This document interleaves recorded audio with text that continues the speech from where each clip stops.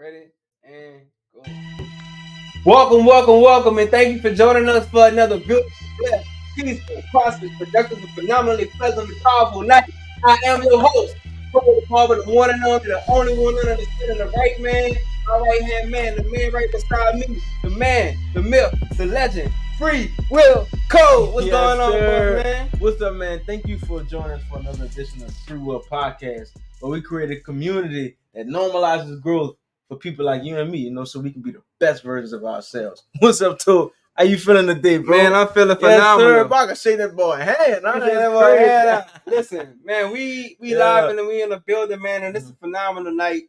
Because it's something that we've been lunging forward towards for a while now, and now we finally had the time and the place to finish the race, and here we are, and we in person now, man. So how you doing? How you feel about that? Man, I'm feeling good, man. I think the real question is how you feeling, bro. Because they say you were all white when you feeling godly, huh? What can I say? It's a heavenly day. Yes, sir. Yes, sir. Yes, yeah, sir. Man. I ain't gonna lie to y'all, man. It's an honor and a pleasure to be here. Mm-hmm. And I'm gonna tell y'all why in a minute, because when we do our express our gratitude, what I'm saying, we're gonna put our ones on the map. But yeah, so man, all in all, it's a wonderful day, Cole, man. It's a pleasure to be here with you, man. Alive and in the flesh, man. For sure, man. So I guess we could go ahead on and Yeah. Hey, man, we gotta do the gratitude. I'm grateful, man. I'm like super grateful. First of all, I'm grateful to be here. I'm grateful to have the means to be here. And man, today is very special. Not because we here, not because I'm even alive, you know what I'm saying? But we got the first ladies actually in the back. Absolutely on production. Can somebody put the camera on the first ladies, please? I'm just kidding. We got the camera. We ain't that yet, but that's how they be doing. Right. But yeah, man, I'm grateful for that. I'm grateful to be here. And this weekend has been great, man. I'm grateful to be able to always have the freedom that I have, and be able to move when I want to move, because I kind of created that for myself, right? Mm-hmm. So me and my lady, we packed up. We're gonna make it happen. We'll have a little fun, get some work done. Yeah, that's what we're doing, man. So I'm feeling great. This is amazing right now, right? Awesome. What about you, man? How you feeling? Oh man, look, production in the mug, right? Yeah, it's one thing to be able to sit down and just have but when we constructing it on the go, listen, it's a process. But God first, we gotta put God first. I'm thankful for God, man, and Him being able to allow us to put this moment together. And then also too, I'm thankful that everything is working like it's supposed to work, and we up and we running and we in person. I'm super grateful for that. My support system, my parents, my first lady live in the building, and it's a phenomenal moment for her to be able to experience that. This moment, and also to my clients, man, I gotta put them on the map as well all the time. Like I tell you, I come on here as Tory the barber, so it's only right if I put them on the map, because they help me be who I stay with me, sure. and so I can move how I need to move. Absolutely. Man. Yes, sir. We got the lightest, famous right here. You know what I'm saying? Yes, listen, if anybody know and they've been paying attention on the journey, this for the day ones. The day ones know this lamp. They know where this light come from. You know what I'm saying? So man, it's definitely awesome, man. And it's only gonna get better from here. Yeah, man. So we're gonna jump right into it, man. So today we're gonna be talking about being a bigger person and what that actually means. For sure. What that looks like, and how it feels, like the kind of emotions going through it, right? Mm-hmm. There's a lot of things that we don't do, or we don't know how to do it. But we want a smooth life, and being a bigger person is one of those things that ensure that you have smooth interactions with people and stuff like that. For sure. So, when you think about being a bigger person, what do you see? What does that mean to you? Well, I think real quick, Cole, if you don't mind. Mm-hmm. Before we get too far off into this thing, we gotta drop that word on the street. Word on the street. Word on the street. Listen, I got excited, right? This is me in person, first time. We cannot forget about the word of the street, of course, right? Absolutely. So yeah, man, we chose this because this thing is weird. This thing is weird, right? It's crazy, right? So I'm gonna read a little excerpt for y'all, okay? So buying diet pills online without the guidance of a medical professional comes with an inherent risk. Acquiring them on eBay can be especially dangerous. Earlier this year, eBay agreed to a $59 million settlement with the Justice Department to resolve allegations that it made it easy for criminals to purchase pill presses that could be used to make counterfeit drugs. But as a previously unreported FBI investigation shows, the e-commerce behemoth still has a counterfeit drug problem. According to an agency warrant, an eBay buyer reported that they'd bought scald branded diet pills they believe were made by a legitimate manufacturer, right? Shortly after they begin taking them, they consented to a random drug test for the employer. It came back positive for methamphetamine. That's crazy, right? The stunned buyer told federal agents that when they checked the reviews on the eBay listing, they found complaints from others who had similar experiences. Further investigation found bottles of another diet pill brand, FinQ, contained the same narcotic.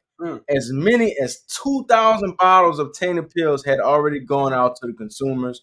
The warrant said the DOJ declined comment, citing an ongoing investigation. God damn. That's crazy, man. Like I just so you on eBay. I'm like, I got a headache. Order some Tylenol right quick. And you in here feeling good. But hold on. So initially it was weight loss pills, right? Like diet pills, Yeah, weight loss right. pills. So it's supposed to be compared to Ozempic, like the Ozempic type of pills that people Probably use it so. for. Everybody using that stuff. So you're gonna buy a pill brand. You don't got the prescription looking label on it, but it got X and scars on it. You telling me? Right. And you thought that was an official pharmaceutical? Yeah, man. Now I seen though that there was another pill that was actually branded.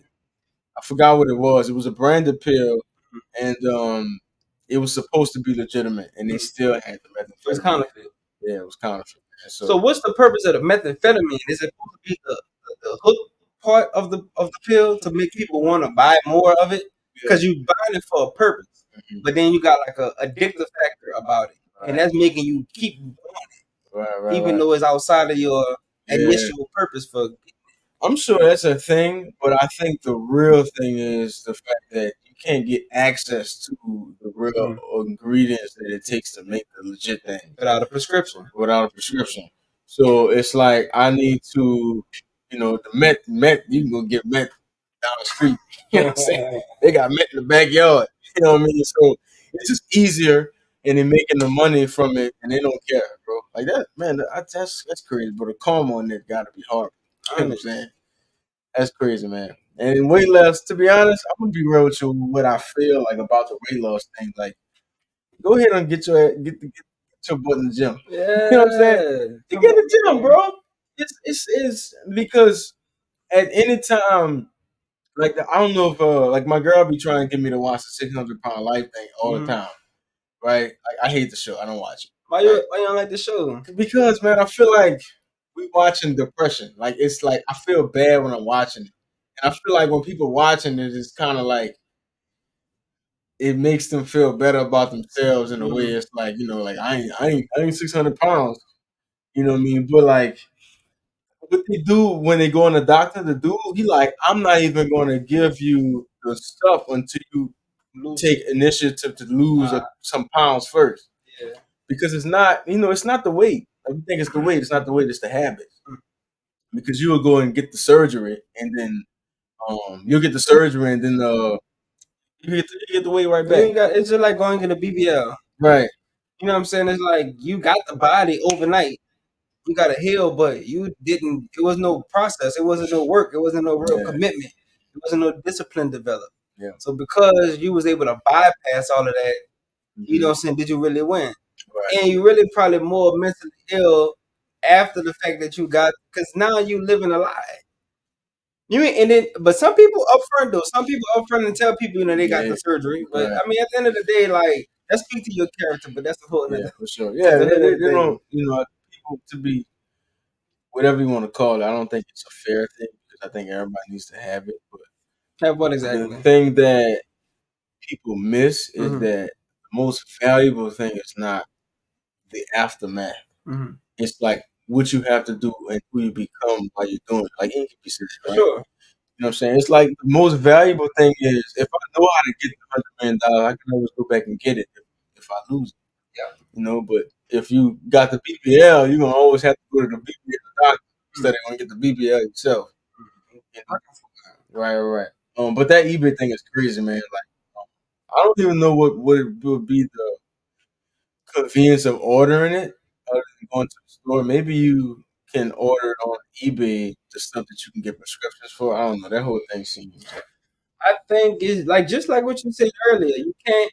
If I can order a drug that give me the same effect or close to the same effect that the official pharmaceutical can give me, I just order it offline because I have it untapped. Like long as they keep it the supply And up, it's cheaper. it's cheaper. They're keeping the supply up. I can reach it at my convenience. Right. So I mean, and then the bootleggers. Let's just say the bootleggers. They gonna go stock up on it. They're gonna be slinging it around, Yeah. because they could become a direct distributor because Right. they got it on hand, so they can Right. probably charge a little bit more, and they can give it to you directly. Yeah. And you're right though, they probably could charge more because you don't need a prescription. But they got people out here on coke and meth. Right. Yeah, that's bad, man. And then man, the guy, he probably lost his job. The guy who tested positive in an X-ray. Yeah, you're right. Probably lost his job for that, man. I would have been pissed. Like, wow. But that's what happens when you going around. If you go your ass to the gym like you supposed to go to the gym, you ain't gonna have to even worry about all that. Yeah. But because you want to take the shortcuts come with consequences sometimes. Yeah, man. And you don't get to choose the consequences. Yeah. You can't accidentally slip up on some amphetamine at the gym. You know what I'm Right. saying? Come on, man. You know, anything's possible, but you know what I'm saying? But yeah, man, so I definitely jumped the gun ahead of time. But yeah, man, so I asked you, what do you think about being a bigger person? What does that mean to you? So in my mind, being a bigger person looks like sometimes I think according to the scenario and what's going on, it could be different. Right. But ultimately, being a bigger person is taking the initiative to take the first steps to mend the situation, even if it's resolving, a conflict so that there could be peace in that particular moment, or Right. even to start a healing process. I think being a bigger person is just being the initiator of progress. Mm-hmm. I like that. So I would have thought that normally being a bigger person, people would think that being a bigger person is just kind of taking a high road and not engaging in conflict. But if you initiate progress, that's not always look like not engaging in conflict. Right. You know what I'm saying? So I guess like how you know I think you know the difference between like when I'm need to engage in conflict and like when it's for a good cause and not like I guess just being like passive. Like like I'm not gonna do this. I'm not gonna do this with you right now. So, so to get clarity on that question, you said the difference. So we comparing what two exactly? We comparing being a bigger person and just being passive. Are we? And that's just kind of like being a bigger person just to avoid conflict, or are we being a bigger person to actually confront what's going on, but take maybe accountability for your actions, and then use that to be the building foundation for. Yeah, so I kind of worded it wrong. What I meant was, how do you know when to kind of be conflictual, like engage in conflict for the betterment of the relationship, or when you're engaging in conflict and you really get petty, or you really, you know what I'm saying, adding fuel to the fire. Like, what's the difference? Well, first, I think the difference going to be the intention. So if the intention isn't to reach a resolve, but it's just to strike back, or if the intention is to just throw something out there for the sake of, your the actions leading after that initial statement or the initial gesture is going to tell a story. So a person shouldn't necessarily. Okay, a person may feel attacked or triggered once you start or you engage for the sake of reaching a resolve, but you should be able to communicate to a point to where they understand what you're getting at. Now you can communicate it and they get triggered, but that's their problem, and it affect y'all, but that's still their problem. Yeah. And so they gotta, if they're not willing to work on acknowledging the fact that they being triggered by something that we need to work through to get through, then y'all gonna have a block in the road. So what do you think about this? Is it like entirely their issue though? Like, wouldn't I hold some responsibility as the communicator to be a better communicator? Like the way I say something, the way I come off. Yeah, that's fire. Yeah, because I think sometimes that we may have good intentions, but I'm not good with that. Like in my family, people was always yelling all the time. So when I'm yelling, because I'm normal, that's a normal thing, but I really mean well. Yeah. You know what I'm saying? So I think at times in order to improve in things, and most times really improve interactions with other people, we have to focus on some of the self improvement, which would be the communication. That's probably like tone, like talking really soft, or that's talking soft like this is different from being like, you need to get this ASAP. Or other than I would think that we would need to get this thing done, like pronto. You know what I'm saying? What you think about that? I think when I made the initial statement, it was predicated on the idea that one would actually be communicating effectively. But then you guys, those who they're about communication, but they communicating effectively. Right. And so that can definitely impact whether a person is going to step up to the plate with you, be accountable for them for their own actions to work through it.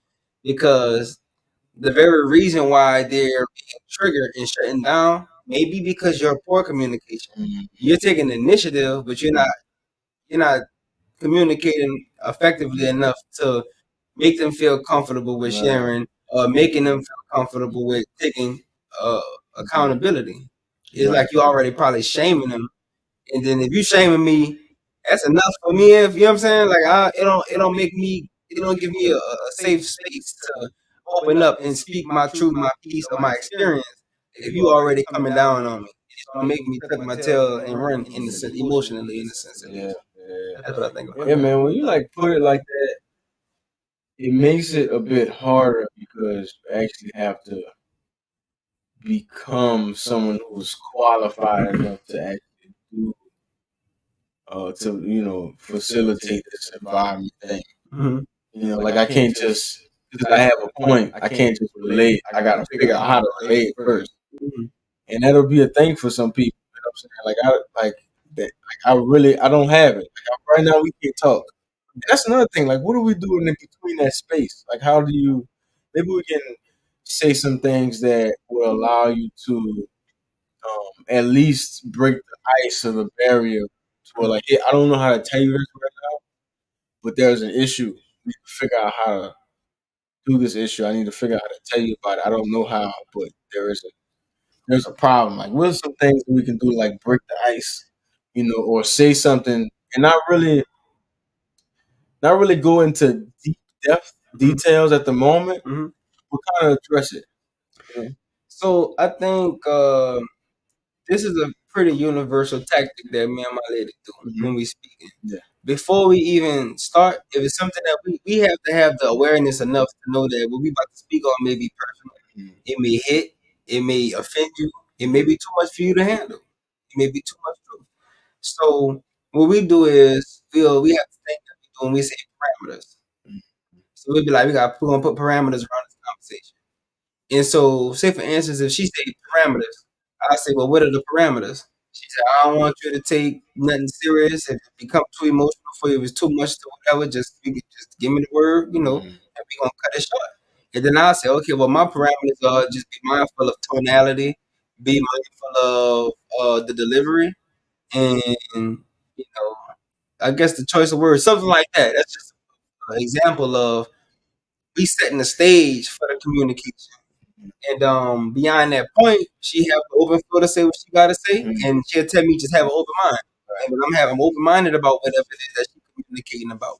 And so, with that being said, that being done, it kind of opened up the flow for us to be able to communicate more effectively. Wow, that's beautiful. That's beautiful, bro. Yeah, 'cause it didn't, have all those walls to be dropped down for the most part.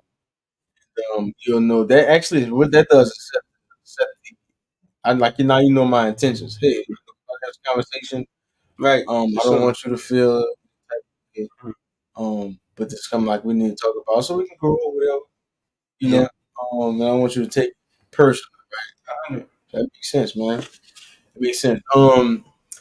So I have another question, right? Go for it.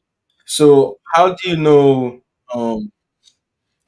Back on the point of the being a bigger person, where you kind of take the high road. Mhm. How do you know when taking the? What do you think about knowing the high road is basically like enabling a person? Like I don't really want to engage in conflict, and I'm not going to get myself out of pocket, so I'm going to uh, whatever take this high road. But there's instances where the conflict may not be resolved, but there's no tension at the moment. That makes sense, right? What you think about that? Well, I think you use taking the high road as a tool to something like resolve the tension at the moment, but you don't have the intentions to resolve the actual problem to get to the source of the problem. That becomes a situation, for example, of like maybe enabling the person, or even let's just say if in some form or fashion you're trying to like take the heat off another person. You know what I'm saying? They may already be dealing with a mental thing or emotional issues. You see what I'm saying? And because they have that going on, you don't want to put no more weight on top of them. Mm-hmm. So what you do is you take the high road and maybe take the blame. You know what I'm saying? Because they may be acting out of dysfunction, but they're in so much dysfunction at the moment that you can't communicate to them right now that it's you. I need you to look in the mirror. I got a part to play with it, but you're not acknowledging your part. So you may take the high road, but if you continuously take the high road, you enabling them to allow them to continue acting out of dysfunction. You're giving them a pass so that they never actually confront what it is that they need to confront. So I think that would be kind of an example of That's big. creating. And you touched on multiple points, man. And that kind of goes with what we just said, right? Like maybe you're not at the moment where you can accept this thing. Mm-hmm. So like we can't even get to the beef because you still like on the bread. You know what I'm saying? Mm-hmm. So I'm going to say, hey, we need to get to the beef. I can't do that right now.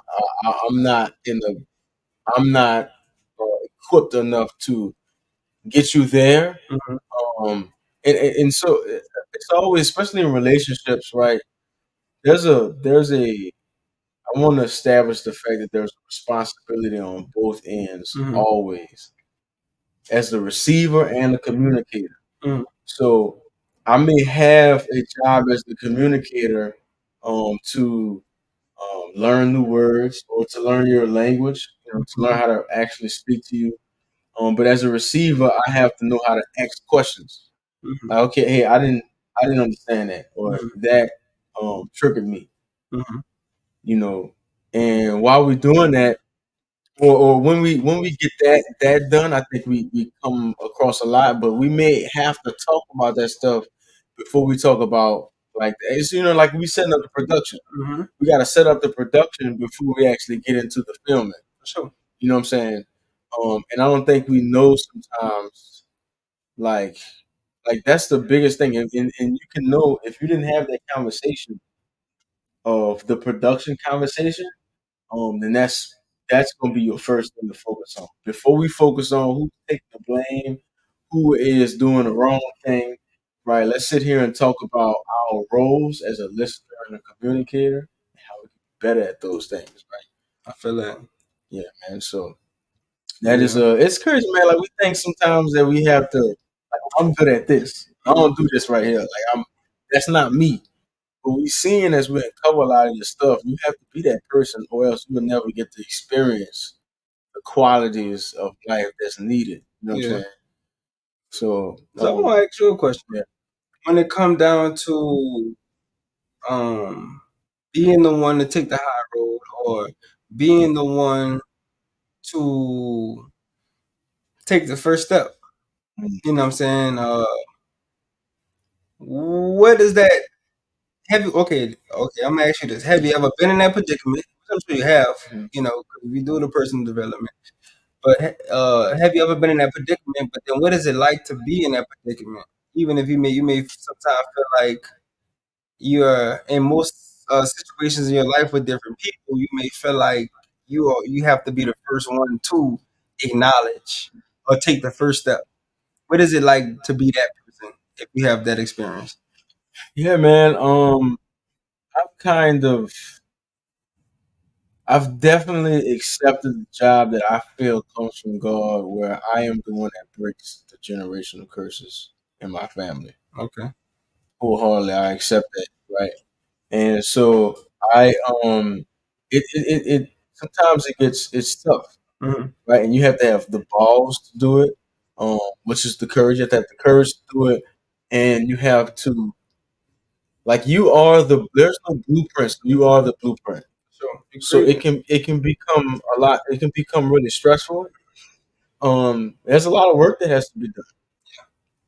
A lot of work has to be done. The production is much bigger for you than it is for anybody else, right? And a lot of responsibility is put on you because you can't expect them to either agree with you or hop on a boat with you, you know, or even have compassion for what you're trying to do, right? Because it's like, why you doing that? You know, we don't need no help.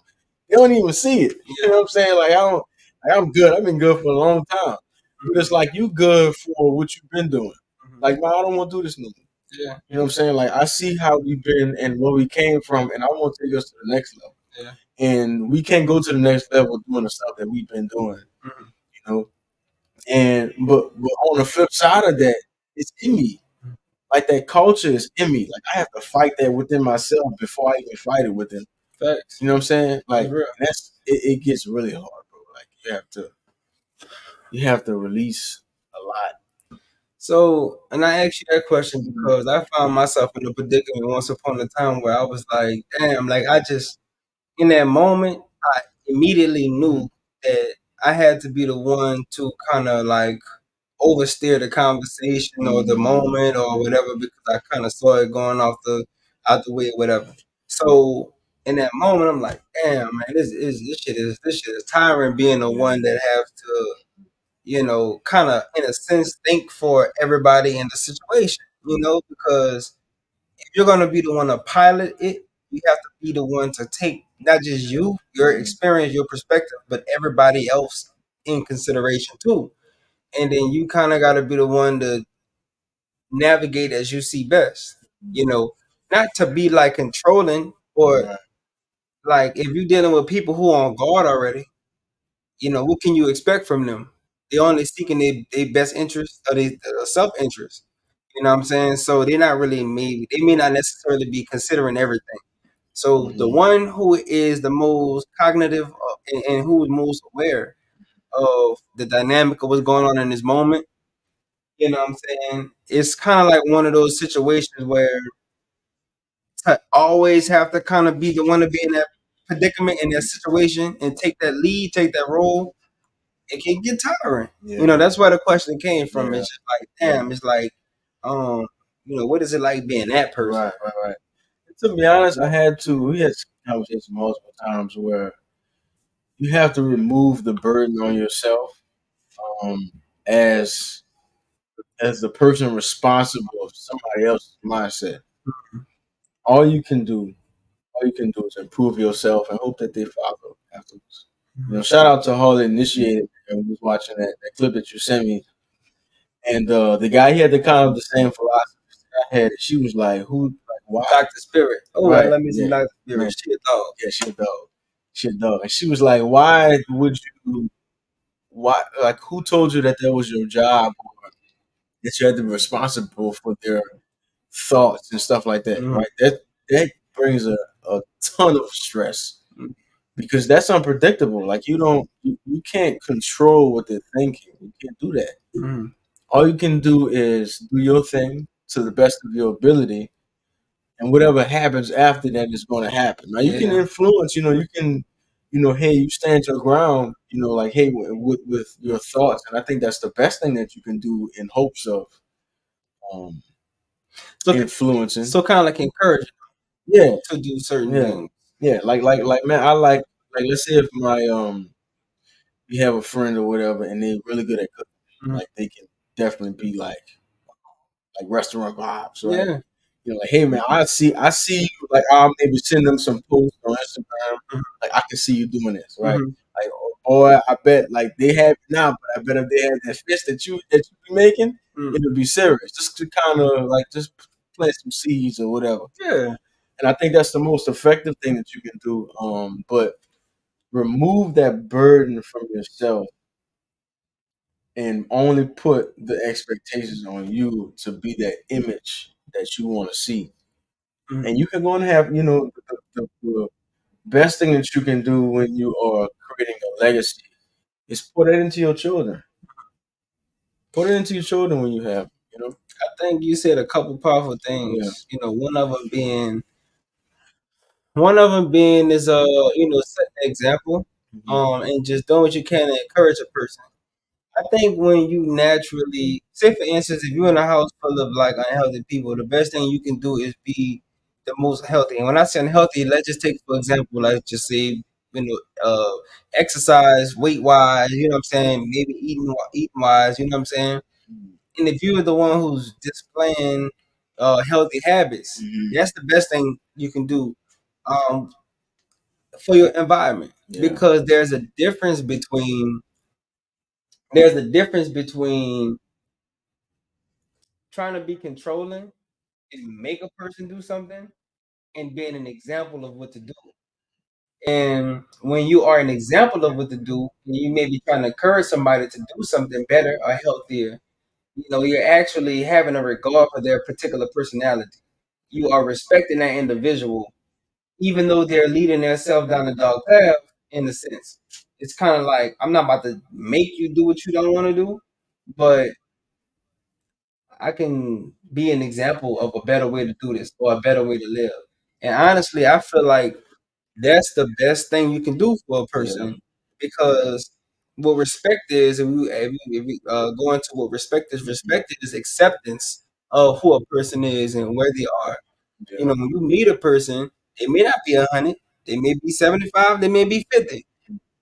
But the best you can do, all you can really do, is really accept them for who they are. Yeah.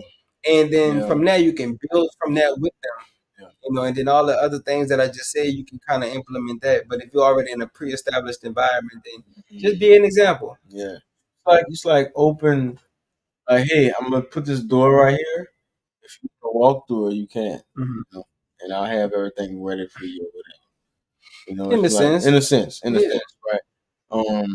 And that'll bring me to my next point. I want to say this first, like, um, sometimes, like, we on Instagram all the time, and we see a lot of people that are successful, that have done things, they even sell courses on it.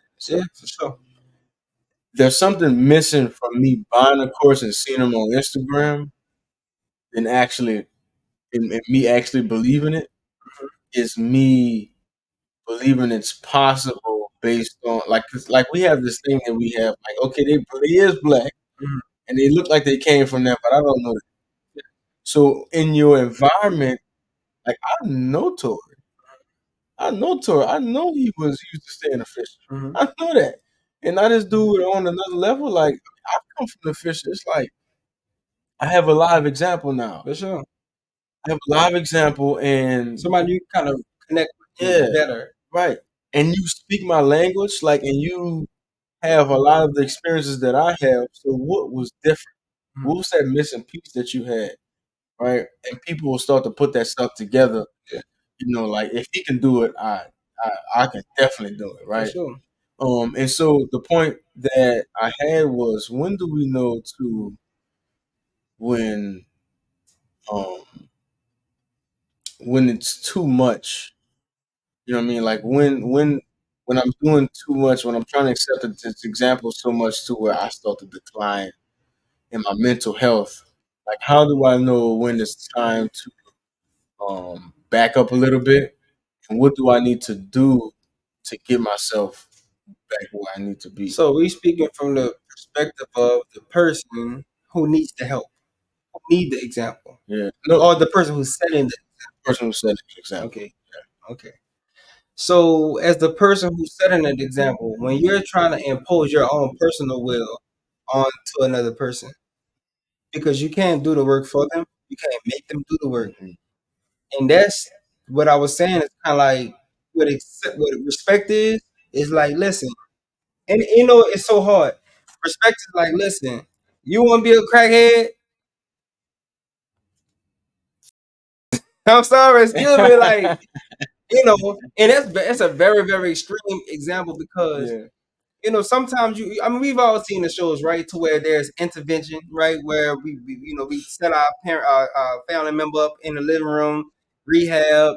We had a rehab, what is called? Not the, it's called the like a session, some type of session, Intervention. intervention. Yeah. And so we kind of like put them on the spot, and I ain't gonna lie, like sometimes people need that because if they don't get that, then they won't ever come out of the fall. They'll be doomed.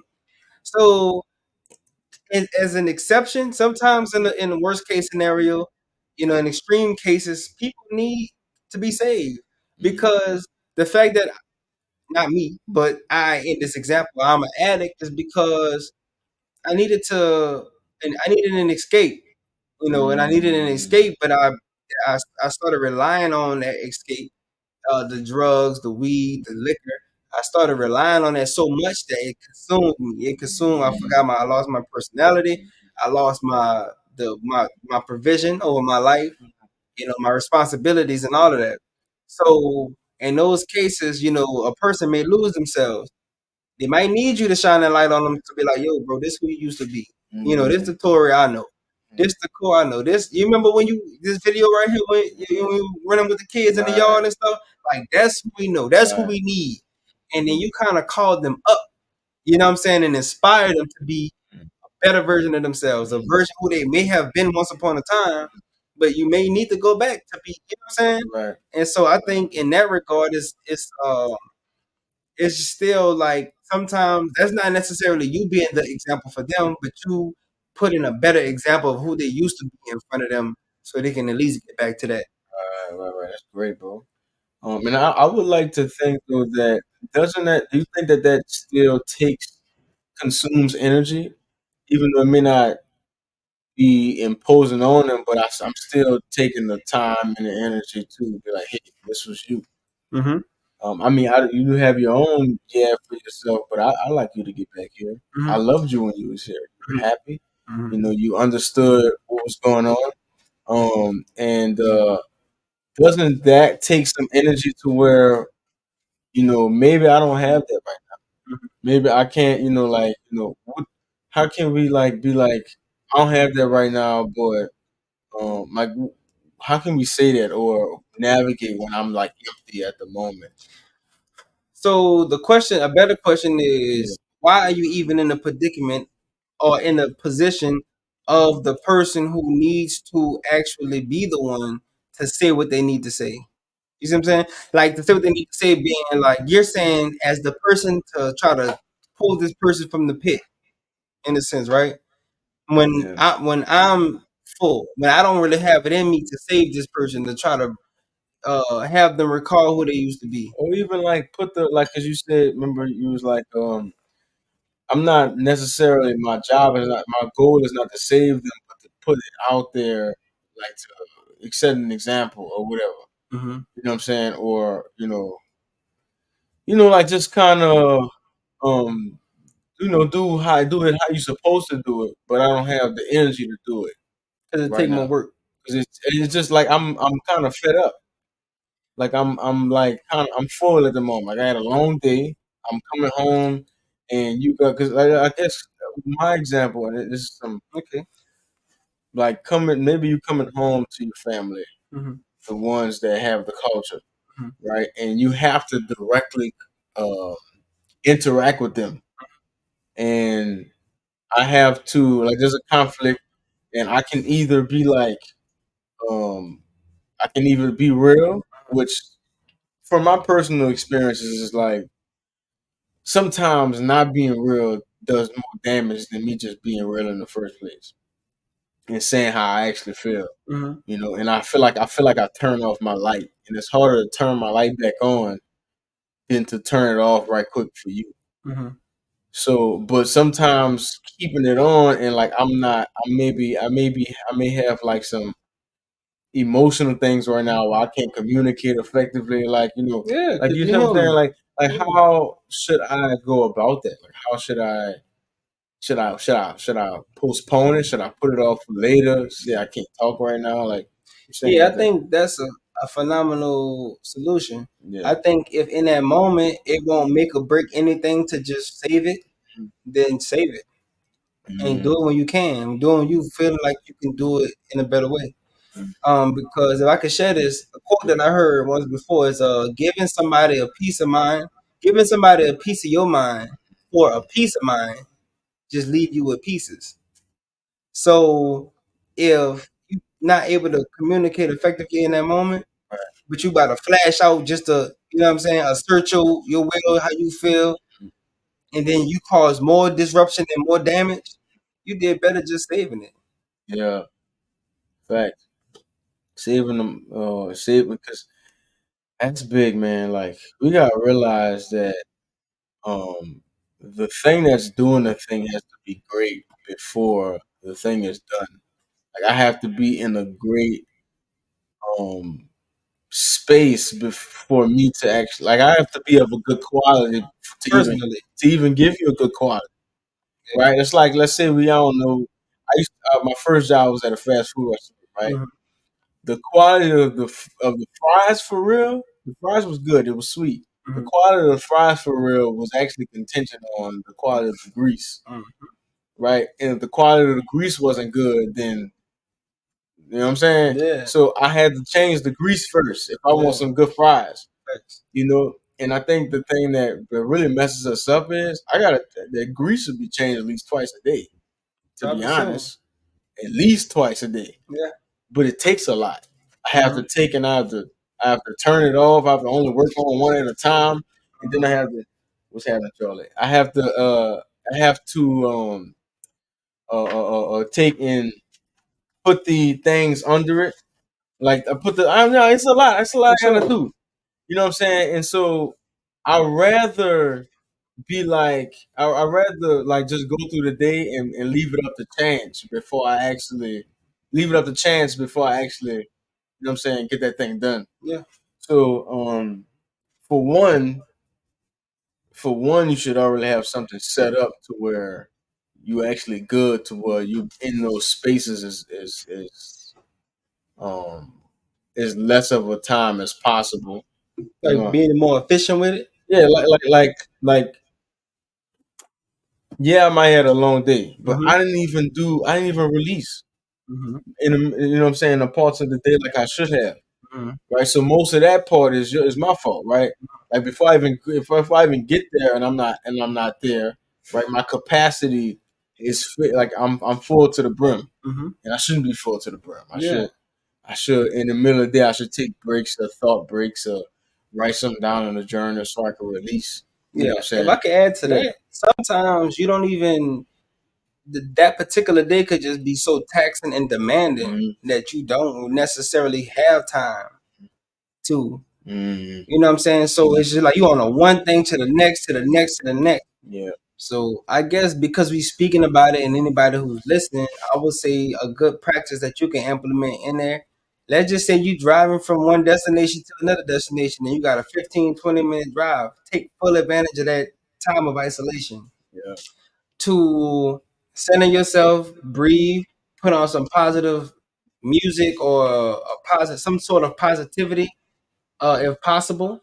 You see what I'm saying? And then you find a way to center yourself and be present in that moment. And I think that's a big old like a remedy to a lot of, even when you meditating and just, if you gotta just say a prayer and talk to God for a minute, like that's an example of being aware in the moment, being present in the current moment. Don't, when you're thinking about what you about to go do and you already tired and this person will probably be acting like this, that create anxiety. That make you become a person who you will be in a scenario that's a bad scenario before you even get to the scenario. You see what I'm saying? So be present in the moment. Do what you got to do. Take full advantage of a time frame when you have it. If you could take a walk to the back, take a walk to the back. Yeah. You know. Yeah. And the last thing I'll add to that is, the truth is, like, you gotta make some time. Yeah. You gotta make some time, because it's like either you get it done, it'll get done, but the quality will be trash. Mm-hmm. Like, I'm somebody who would value the quality over the fact that it's just done. Like, it's just that it's executed. Like, Yeah. at some point, we gotta upgrade to a valuable or execution of quality. You know what I'm saying? If that makes sense or They whatever. do. So, at some point, when it's below a certain level, it don't even make any sense to do it. Mm-hmm. So if I have to sacrifice some time to do it, whatever I'm sacrificing that time, it's gonna be okay, because it's either the whole thing is trash or just those 5, 10 minutes, 15 minutes, 20 minutes, Mm-hmm. or not even trash, because it can't be trash. It'll just be empty to the other side. But you are actually filling yourself back up, right? Yeah, man. That's big, man. I definitely love this conversation. Yeah, man. Being the bigger person. You know what I'm saying? It's I would say being a bigger person has its perks, but then at the same time, being a bigger person, sometimes being a bigger person hurt. It hurt to be a bigger person sometimes. Because it'll hurt your pride, it'll hurt your ego. You know, it'll make you sometimes you may feel like, you taking all the blame. Sometimes it's like you gotta, like, address yourself. You gotta just be the one to say I messed up first. Even though your action was a reaction to somebody else's initial action. Be like, look, I'm out of boom, boom, boom. I'm gonna take my file. You know what I'm saying? Yeah. So yeah, all in all, man, it was a phenomenal conversation, man. Listen, I appreciate you being here in the present, in the person. Yes, You sir. know what I'm saying? And we coming together and make this whole thing happen. And we went through the production. Yeah. We went everything we needed to go through, man. But it was an awesome night. It was another successful night.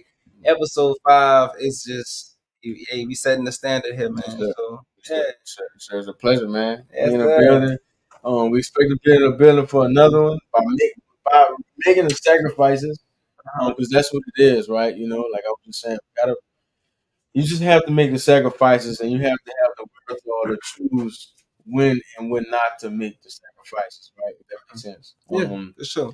So yeah, man. If you want to take us out the game, just like that, we back, man. Look, thank y'all for joining us for another episode of the FreeWill Friday podcast, and thank y'all for being the best part of the FreeWill Friday podcast. Myself, Tory the barber, FreeWillco, we present to y'all FreeWill Friday. FreeWill podcast. Let's start on Friday. Yeah. But man, thank y'all for being the best part of FreeWill Friday. Y'all can catch us next Friday, 8:30 Central Time. Don't meet us there. Beat us there. Thank you for being the best part of FreeWill Friday. We out. Yeah. Yes, sir.